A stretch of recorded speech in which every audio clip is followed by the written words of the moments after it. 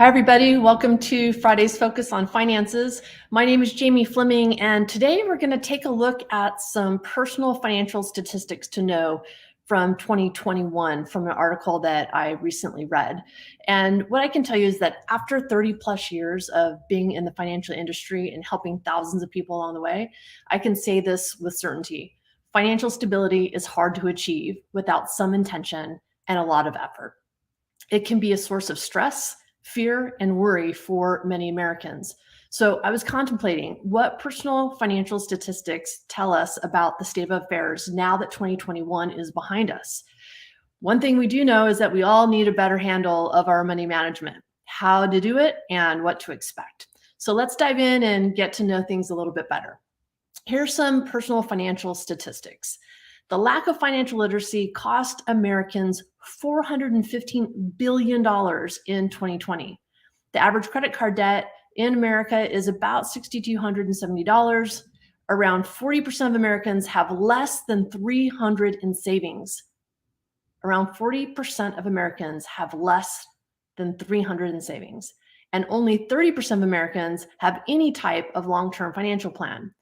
The average US household's median income was about $28,500 in 2020, and a staggering 63% of Americans had their personal finances affected by the COVID-19 pandemic. And then some 44% of Americans expected their personal finances to improve somewhat in 2021. What we can probably all relate to is our earnings seem to be covering less and less these days. Meanwhile, the cost of living seems to be getting higher and higher. I don't know if you filled up your gas tank recently, but it's a little astounding to be, at least in San Diego or in California in general, when you're putting more than $6 a gallon in your gas tank. It definitely adds to your spending budget. This is why it's important to make sure you check out this list of essential personal financial stats that will help you spot your own potential mistakes and make the right plans for your financial future right now.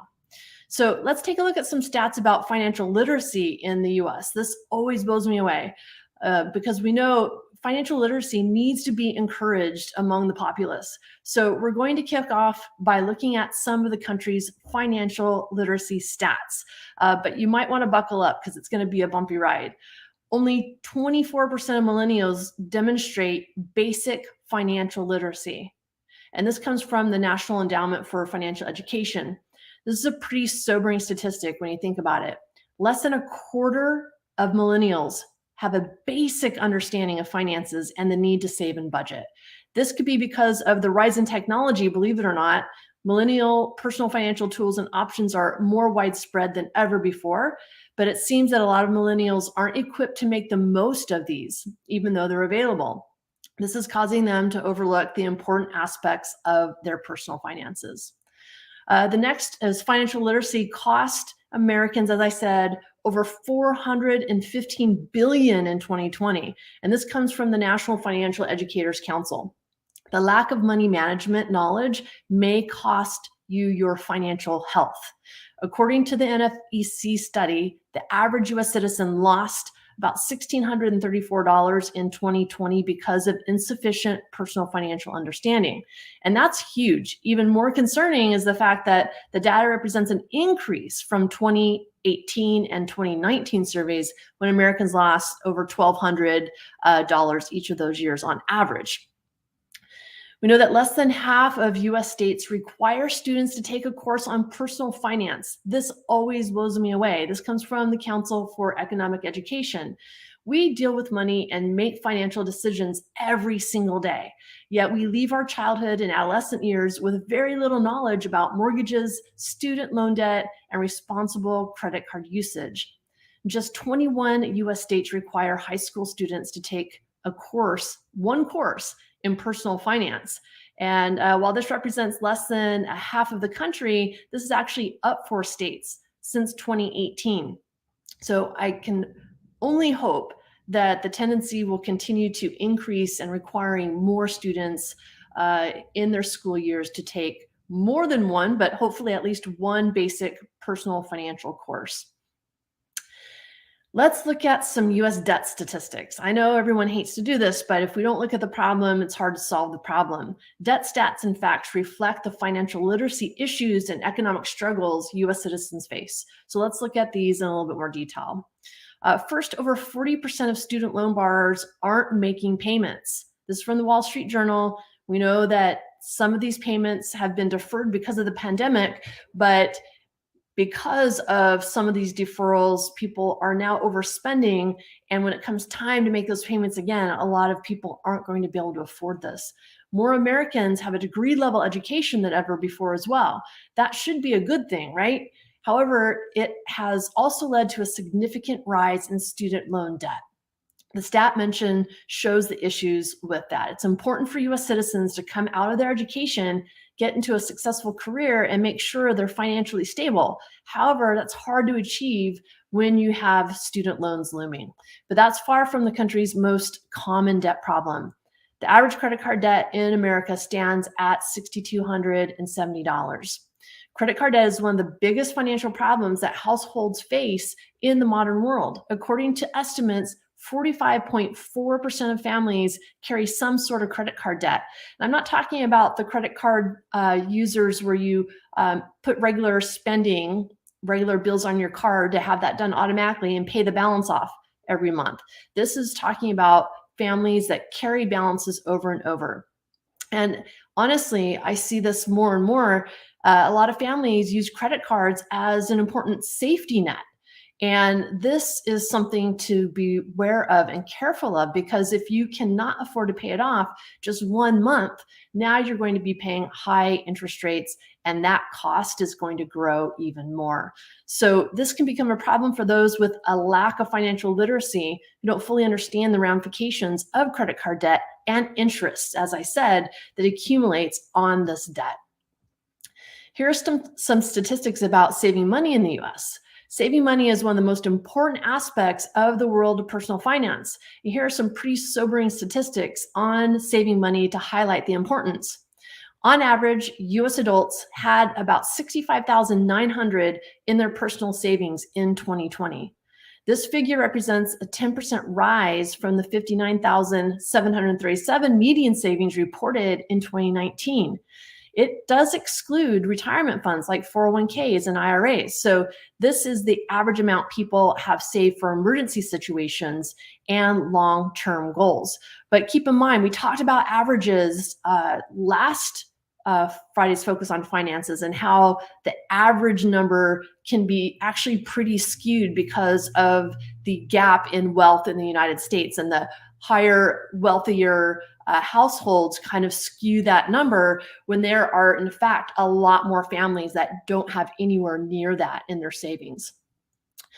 We do know that the increase aligns with the US Bureau of Economic Analysis data, which shows the savings rate hit a record of 33.7% in April of 2020. And it's hovered around 20% in the following months. Now, keep in mind, April of 2020, this is after everything shut down. So even though the savings rate was over 33%, it was definitely situational when we had a complete economic shutdown. So people weren't traveling, they weren't going out to eat. And so it allowed families to obviously not spend that money and put those funds into savings. Of course, it went down from 33.7% to around 20% just the following months after April 2020, and it has gone down even more since the economic state has opened up and allowed us to travel a little bit more. The saving rate during 2019, to put this all in perspective, was approximately 7.5%. So you can see what the shutdown from the pandemic created in a positive way as far as savings, but then that percentage has dramatically decreased just months after everything started opening up. But the increase in savings is, like I said, is likely due to the pandemic, which of course decreased the regular expenditures that I spoke about, especially traveling and eating out. So it'll be interesting to see if this figure continues to decrease dramatically as the world begins to open up more and more. With that said, and the reason that looking at averages can be misleading when we talk about these types of things, we have to put it in perspective. Next is that just 39% of Americans have enough cash to cover a $1,000 emergency. And this is why I mentioned the savings rate and the dollar amount that the average household has in savings, is that that's the average. But if we look at the fact that only 39% of Americans have enough cash to cover a $1,000 emergency, that means 61% of Americans do not have enough cash to cover a $1,000 emergency. So you can see where those averages I just spoke about on savings can be misleading. Sometimes US financial statistics make for pretty grim reading. This is another example. Nearly 4 in 10 Americans would need to borrow or squeeze their spending to pay an unexpected bill. In 2020, 41% of people who responded to these surveys said that they could afford a surprise $1,000 bill, while 40% said the same in 2019. So that number hasn't changed a whole lot. So you have to look at your situation. Would you be tight on cash if something were to happen? Worrying every day in case you face an emergency or disaster. So understanding the need to have savings is something that could really help combat credit card debt and potentially put you in financial ruin. But you might want to hold on. It does get even worse. 32% of Americans saved nothing for retirement in 2020. Over a third of about a third of Americans saved nothing, zero. Not only did they save nothing, many people took advantage of the Secure Care Act that allowed people to take money out of their retirement plans without the 10% penalty. Unfortunately, a lot of those folks are now in the painful situation of having to pay taxes on those retirement monies they took out, as well as now they have to catch up for the money that they took out, because obviously that goal was for retirement. So it puts them in an even worse situation. So thinking about your financial future is so important, and not enough people take the time to do this. We look at what's available to us and we have that immediate gratification of being able to get to it, and then we don't realize the consequences until it's too late, and then you have to pay the piper in more ways than one, right? So in January 2021, Retirement Confidence Index, 23% of Americans don't have any retirement plan at all. So almost a fourth of Americans have zero retirement plan savings at all. Retirement stats further show that half of Americans have less than 100,000 saved for the golden years. This is nowhere near enough for the future. The cost of living statistics suggest millennials could need as much as $2.5 million to retire. And of course, this number is dependent on many things, including where you're going to live, at what age you're going to retire, and your longevity or number of years in retirement. These retirement savings statistics are important to understand how much it matters to plan for the future and doing it earlier than later. Next thing we know is that over 70% of Americans planning to keep working as a part of their retirement plan. Over 70% of Americans, part of their retirement planning is to keep working. And this is not because they want to, this is because they have to. This is not one of those saving money statistics you want to read about. It makes for pretty tragic circumstances. As of 2020, the vast majority of Americans expected to keep working after retirement age. And in fact, around 31% already do just that. It's crazy to think that at 70, people would still be considering working, especially when it comes to manual work. But it really shouldn't be that surprising based on the savings rates that we're talking about, how much people have saved for retirement and so forth. 40% of Americans, as I mentioned at the beginning, have saved less than $300 in their savings account. While the median saving amount is quite sound, many Americans are struggling to put money aside. Recent economic problems have further worsened the situation for some. Namely, the 2020 figure is a decrease from the previous year's 400 in savings used by the Federal Reserve as a gauge for measuring households' financial health. Breaking down the survey by gender, more of the respondents who stated their savings were in the 0 to 300 bracket were female. This could be an extension of the gender gap in income that we talk about all the time. And truth be told, we all need to work on our financial planning.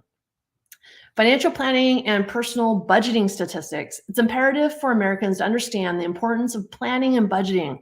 So we're going to take a look at some of the most essential financial planning statistics. Only around a quarter of Americans have some kind of written financial plan. So personal budgeting statistics suggest that only 25% of American citizens have or use some sort of written financial plan, and that's shockingly low. We're not, you're not expected to be a financial planner, right? I'd be out of a job, but you should map out some kind of financial goal for the future. And what I'm saying about this is that most people don't actually even have a written spending plan where their money goes out, even that basic level. So you don't have to have a degree in financial planning like some of us do. You just have to sit down and do the basics first. Once you have that foundation, then you can use a professional to help you be even more efficient with your money. Only 30% of Americans have a long-term financial plan. Personal budget statistics from Gallup show that there are only around 1 in 3 of us who actually use some sort of household budget plan. Given the fact that we have so many expenses these days, it's really important to come up with a budget, or if you're one of our clients, we work on your spending plan. Only 30% of long-term financial plans that involve thinking about savings and investments for the future. Only 30% have a long-term financial plan that involves thinking about saving and investments for the future. That's such a crazy low number. This is something you need to look at getting sorted as soon as you can, because it will help you plan for the future, even having basic financial planning tools under your belt. 70% of Americans say their financial planning needs some additional work. So even if you have some of the basics down, 70% of Americans say their financial planning still needs work. While median savings are up overall, people have significant concerns about what could take place over the coming months and years and how it might impact their finances. It's pretty clear that there are more that we could be doing to look after our financial futures. Making sure you have a strong financial plan in place will help you significantly in the future. Trying to set more money aside is crucial and critical. Cost of living stats suggest that it's more and more difficult to put money aside. However, there are plenty of techniques that can help with this. From apps to seminars, there's something for everyone out there just to get started.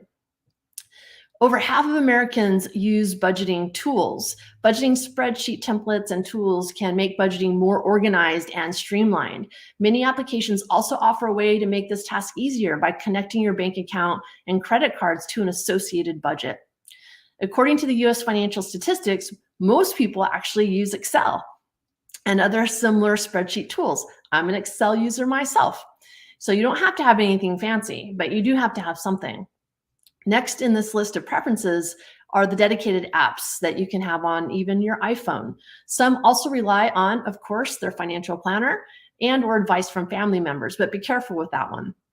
Make sure they know what they're talking about and make sure if they're advising you that they know your situation and or at least it's similar to theirs. No matter what option you choose, make sure to seek assistance with budgeting if you need it. Don't give up on the idea just because it may seem overwhelming or too complicated. Once you get it set up, it's easy to modify. It's harder to create something from scratch and it can feel overwhelming, but just take it pieces at a time. 58% of Americans feel comfortable creating a personal budget. 58%, so just over half. Drafting a budget is not an impossible task for most Americans, though in 2020, 2/5 of people set a personal budget monthly. To wrap up the budgeting savings topic, we should note that people who don't have a budget tend to save less than people who stick to a preset cash expense plan. That makes sense, right? So if you want to avoid living paycheck to paycheck and keep some of your income for future goals and needs, make sure you stay on track with your spending. And speaking of income, let's take a look at it. Personal income stats for Americans. We're going to look at some of the personal financial statistics you should know about when it comes to personal income. In 2020, the average US household median income was $78,500. The median income for the average American household has increased by almost 4% from 2019. So personal finance statistics show positive growth, right? At least it seems like it's going that way. But we may be masking a deeper problem. During the 2000 to 2018 period, the household income growth rate was only 0.3%. This marks a significant slowdown from the pace maintained prior to that between 1970 and 2000. If there wasn't such a slowdown, the current median income would be about $87,000. Statistics suggest middle-aged Americans earn the most. According to the Personal Financial Statistics from the Bureau of Labor, the highest earning Americans are the 45 to 54-year-olds. The median weekly earnings for this age group in the second quarter of 2021 was $1,134.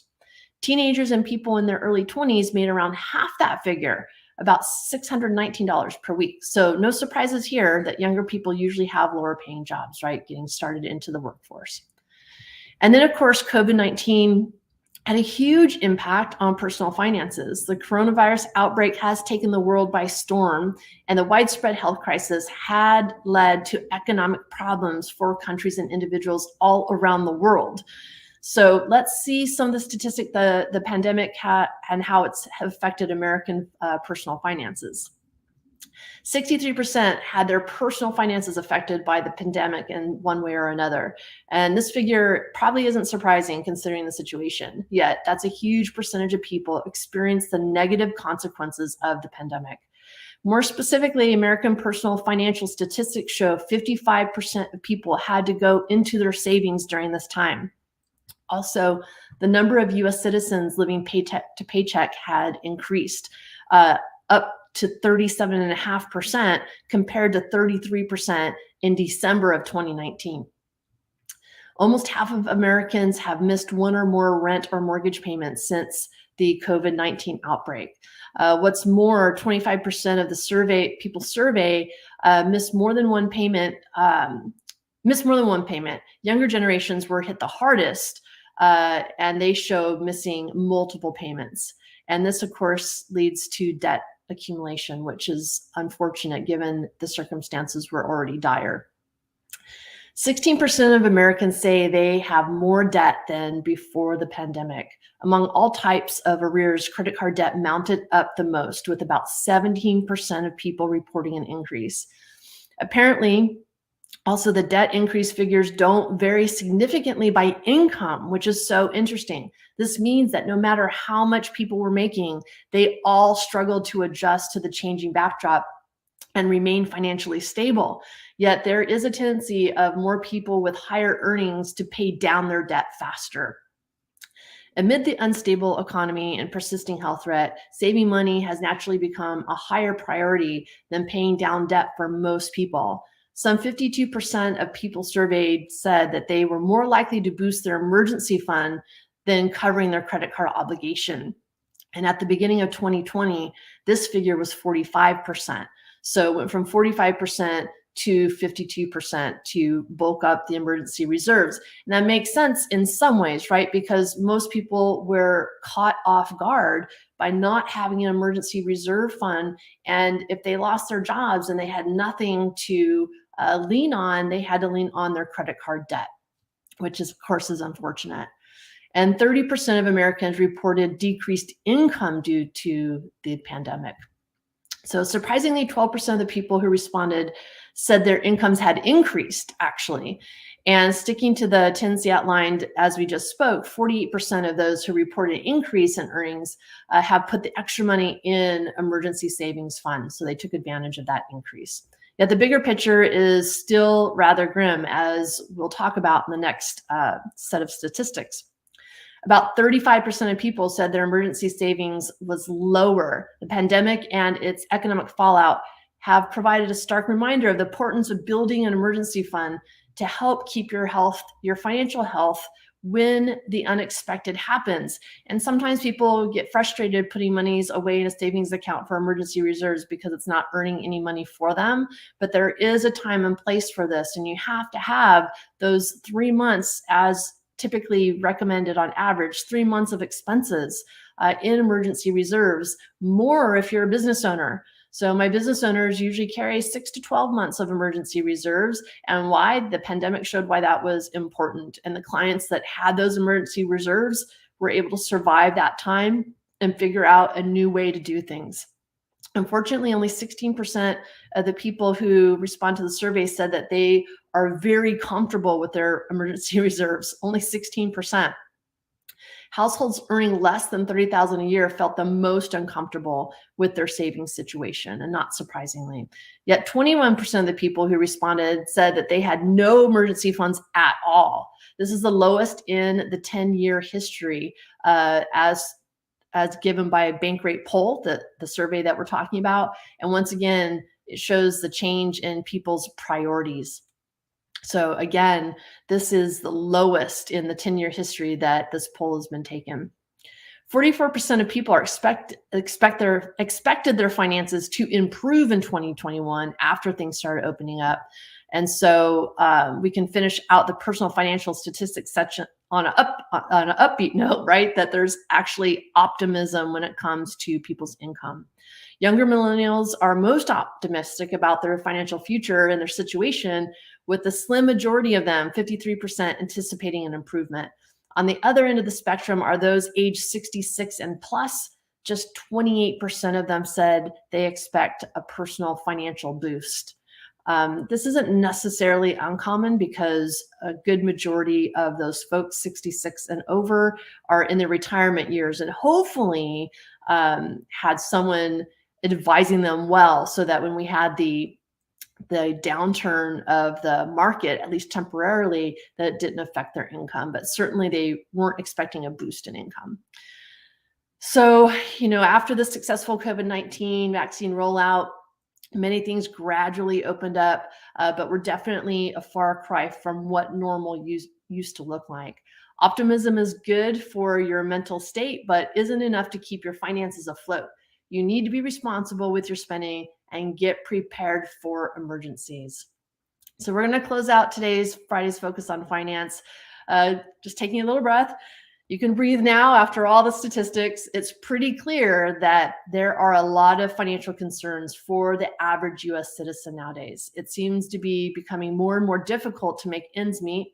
It's important that you come up with ways of combating this sooner than later, whether it's saving more money, trimming down your outstanding debt, or bringing more money into the home. Healthy financial management habits are crucial. You have the power to make a real change to your financial circumstances right now. And if you can use these personal financial stats to your advantage, don't let them bring you down. Learn from them and please ask for help. Take advantage of our complimentary discovery session to see how these stats and our strategies can work for you in creating more financial health now and for years to come. Thanks, everyone, and I will see you on next week's Friday's Focus on Finances.